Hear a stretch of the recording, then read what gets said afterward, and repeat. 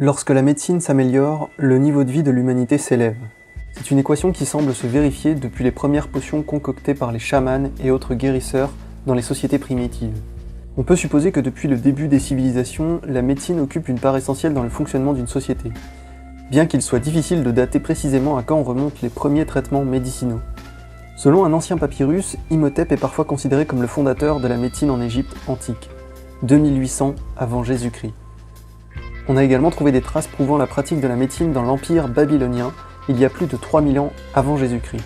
Sans oublier la médecine traditionnelle chinoise et indienne qui se sont développées plusieurs siècles avant Jésus-Christ. Mais le nom le plus connu dans la médecine antique est probablement celui de Hippocrate, considéré comme le père fondateur de la médecine moderne. Après la chute de l'Empire romain, beaucoup de connaissances se sont perdues. La médecine s'est désorganisée en Europe occidentale, au contraire des pays arabes. La traduction de nombreux textes antiques a servi de modèle à la médecine islamique qui s'est propagée rapidement à travers l'Empire arabe. Ils ont notamment créé les premiers hôpitaux qui ont été repris par les Européens à la suite des croisades. À partir du XIe siècle, l'Église met en place les premières universités de médecine où sont pratiquées entre autres la saignée, la purge et l'usage de plantes. Lors de la Renaissance, un effort fut porté dans la redécouverte des anciens textes antiques gréco-romains et arabes. La dissection et l'anatomie progressa, entre autres. Mais il faut attendre le XIXe siècle pour voir des progrès significatifs, tout comme dans toutes les sphères scientifiques de l'époque, en grande partie grâce à la révolution industrielle. La bactériologie commença à se développer et pour la première fois, on comprit que les responsables des épidémies n'étaient non pas un châtiment divin, mais bien des micro-organismes. Louis Pasteur est connu notamment pour avoir découvert la vaccination et la pasteurisation. Après la Deuxième Guerre mondiale, l'Organisation mondiale de la santé fut créée en 1948, en tant qu'agence de l'ONU ayant pour but d'améliorer la santé globale. Les premiers traitements contre le cancer apparurent, chimiothérapie, radiothérapie, les premières méthodes contraceptives, les premiers pacemakers, la greffe d'organes, les rayons X, les scanners, et on arrive doucement à notre époque, le début du XXIe siècle. Marqué par le génie génétique et le séquençage du génome humain en 2003, ainsi que les recherches sur les cellules souches. Voilà donc pour un petit historique en accéléré afin de comprendre les origines de la médecine avant de s'attaquer à ses possibles futurs. Mais au final, qu'est-ce que c'est que la médecine ?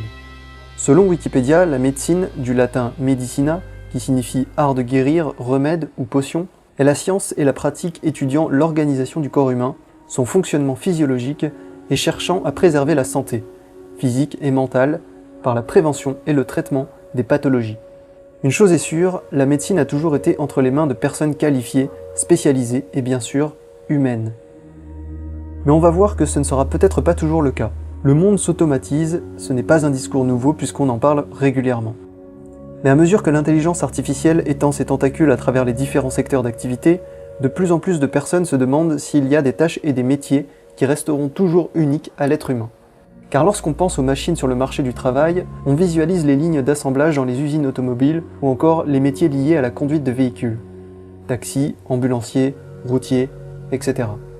En revanche, on a tendance à se dire que les métiers créatifs ou qui requièrent un haut niveau d'études et de capacités cognitives resteront dans les mains d'Homo sapiens. Et pendant longtemps, ce fut le cas. À vrai dire, l'automatisation n'est pas un phénomène nouveau. Elle a commencé lors de la première révolution industrielle à la fin du XVIIIe siècle.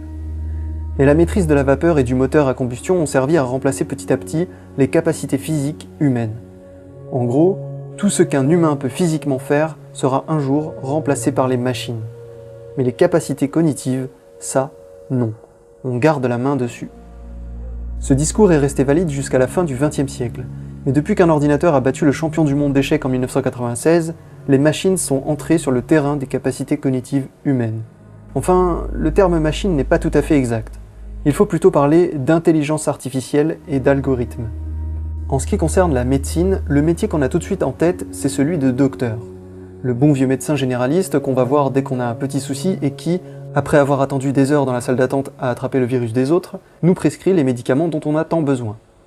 Assurément, les docteurs ne peuvent pas être remplacés. Eux qui sont connus pour avoir étudié comme des fous, avec leur bac+8, doctorat et j'en passe. Eh bien, si on y regarde de plus près, la première et principale fonction d'un docteur, c'est de correctement diagnostiquer une maladie et ensuite suggérer le meilleur traitement disponible. Si je vais voir mon généraliste en me plaignant de fièvre et de diarrhée, ces symptômes peuvent résulter d'un virus intestinal, du choléra, de la malaria, le cancer ou même une maladie inconnue, qui sait. Mon docteur n'a que quelques minutes pour faire le bon choix car il a d'autres patients derrière moi. Il faut bien qu'il gagne sa vie. Après quelques questions, il met en parallèle mon dossier médical et les maladies humaines qu'il connaît et finalement me déclare que j'ai sans doute mangé un truc pas frais et me prescrit un médicament. Aussi bon soit-il, mon docteur ne peut pas savoir tous les aliments que j'ai ingérés au cours des derniers jours. Il ne peut pas être au courant de toutes les dernières découvertes en médecine, les derniers traitements, ni avoir lu les nouvelles publications. En plus, mon docteur est parfois fatigué, voire lui-même malade, ce qui peut affecter son jugement. Pas étonnant donc qu'il lui arrive de se tromper dans ses diagnostics en me prodiguant peut-être le traitement le moins efficace. Maintenant, faisons un bond dans le futur. Bienvenue en 2035. Bon, ça ressemblera sûrement pas à ça, mais c'est histoire de marquer le saut dans le temps. Je me retrouve donc à nouveau avec fièvre et diarrhée. Seulement cette fois-ci, je ne vais pas me rendre dans un cabinet ou à l'hôpital, je vais juste consulter mon intelligence artificielle personnelle qui se trouve chez moi. Comparé à mon docteur de 2018, mon IA possède beaucoup d'avantages. Déjà, elle peut se connecter à une immense base de données contenant toutes les maladies connues dans l'histoire de l'humanité. Elle peut aussi mettre à jour cette base de données à la minute même où un nouveau traitement est publié, mais également avec les statistiques de tous les autres patients sur la planète. Ensuite, mon IA me connaît des pieds à la tête, mais également de mes cellules à mon ADN. Elle possède mon historique médical, celui de mes parents, frères et sœurs, cousins, voisins et amis. Mon IA saura si j'ai récemment visité un pays tropical, ce que j'ai mangé ces derniers jours aux nutriments prêts, si j'ai régulièrement des intoxications alimentaires, si des membres de ma famille ont déjà eu des cancers de l'estomac, et s'il y a d'autres personnes souffrant des mêmes symptômes dans le voisinage. Tout ça en une fraction de seconde. Et enfin, mon IA ne sera jamais fatigué ou malade et pourra se consacrer uniquement sur mon cas pendant des heures s'il le faut, sans avoir besoin de couper court à la séance parce qu'elle a d'autres patients après moi. Et elle sera disponible même si je me trouve en vacances en Nouvelle-Zélande 24 heures sur 24, 7 jours sur 7. Il y a donc fort à parier que son diagnostic et sa recommandation du traitement optimal seront bien plus précis que ceux de mon docteur en 2018. Et ce n'est pas de la science-fiction. Watson d'IBM est une IA en développement depuis quelques années pour diagnostiquer des maladies. Si vous avez prévu d'entrer en fac de médecine pour devenir médecin généraliste à la fin des années 2020, vous ne devez pas voir cela d'un très bon œil. Et peut-être qu'il n'y aura tout simplement aucun travail pour vous. Ou alors, vous serez plutôt une sorte d'informaticien docteur et l'IA fera 80% du boulot. Ce genre d'IA sera également présente dans des domaines médicaux spécialisés comme l'oncologie.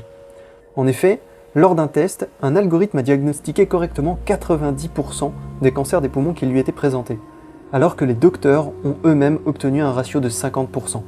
Aujourd'hui, des algorithmes sont utilisés lors de scanners en mammographie, ce qui donne un deuxième avis et parfois détecte des tumeurs que les médecins ont loupées. Récemment, une équipe de chercheurs à Oxford a développé Ultromix, une IA spécialisée dans le diagnostic de maladies cardiovasculaires.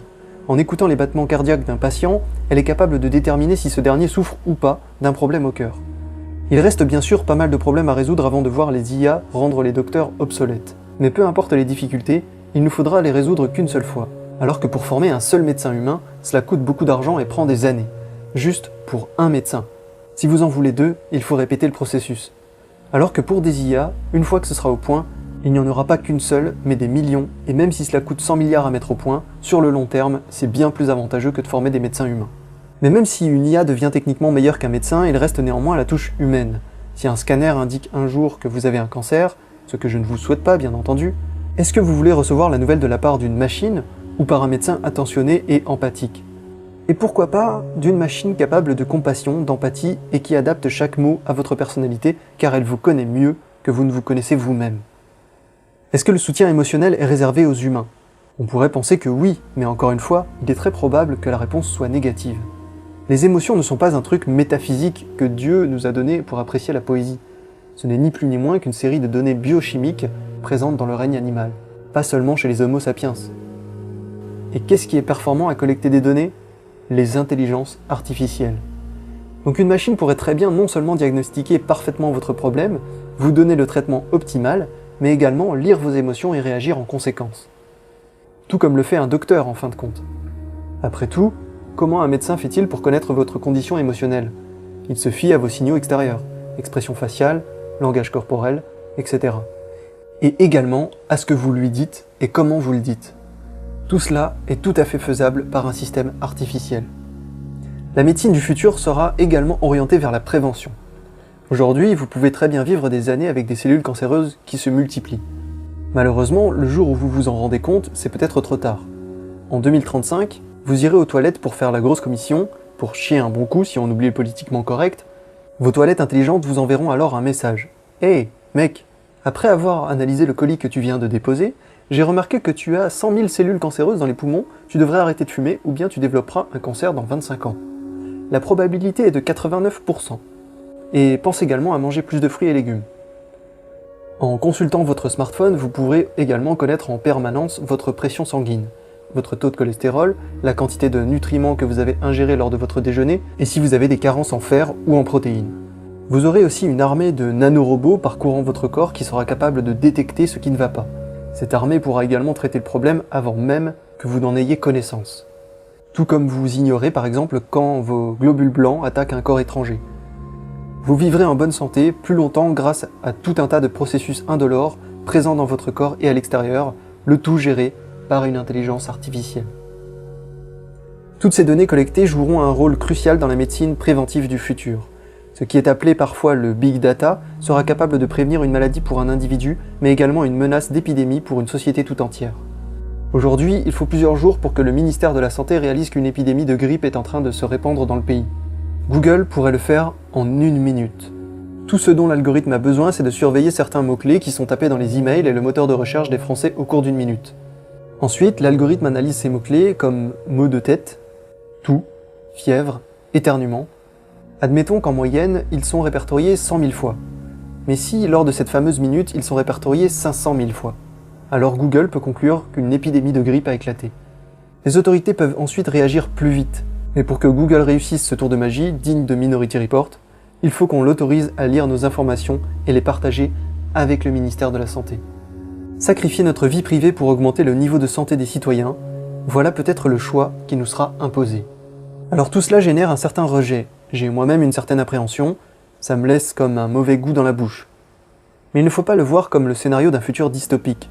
Les algorithmes ne vont pas se révolter et nous réduire en esclavage. En fait, ils seront si bons à prendre des décisions pour nous que ce sera considéré comme de la folie de ne pas suivre leurs recommandations. Le futur de la médecine sera également façonné par le génie génétique. Les couples attendant un enfant pourront faire examiner l'embryon afin de détecter les problèmes cachés dans l'ADN. Si la maladie d'Huntington, la trisomie 21 ou le daltonisme est détecté, les gènes pourront être supprimés. Le bébé naîtra alors sans les problèmes génétiques qu'il était supposé avoir. Et si ça s'arrête là, eh bien c'est parfait. Je n'ai personnellement rien contre. En revanche, si les parents peuvent choisir les détails comme l'apparence, les capacités physiques ou intellectuelles de l'enfant, alors là, c'est un autre débat. Je pense que c'est une limite qu'il ne faut pas franchir.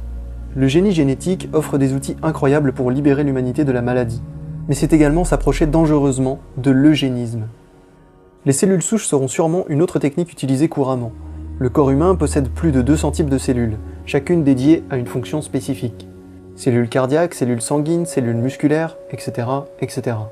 Cependant, un type de cellule possède la particularité de pouvoir produire n'importe quel autre type de cellule. Il s'agit des cellules souches. Les cellules souches embryonnaires sont les plus intéressantes car elles peuvent vraiment produire toutes les autres cellules d'un corps humain. Tandis que les cellules souches stomatiques que l'on trouve chez l'adulte produisent uniquement un nombre limité de cellules pour réparer les tissus dans lesquels elles se trouvent, par exemple. En tout cas, cette technologie permettra peut-être de se passer de dons d'organes.